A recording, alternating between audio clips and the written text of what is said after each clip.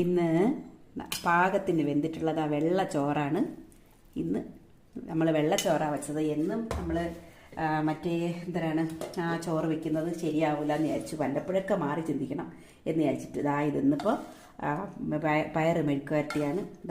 ഇത് വാങ്ങിച്ച പയറാണ് കേട്ടോ. അത് പച്ചമുളകും ചേർത്ത് മെഴുക്ക് വരട്ടി വെച്ചതാണ്. പിന്നെ ഇത് പച്ചക്കറി അവിയലാണ്.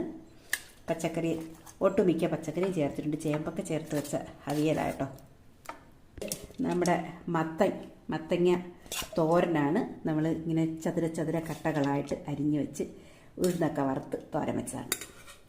നമ്മുടെ ചെറിയ ചൂര മീൻകറിയാണ്. വറുത്തരച്ചിട്ടൊന്നുമില്ല കേട്ടോ. സാധാരണ പോലെ നമ്മൾ വെച്ചതാണ്.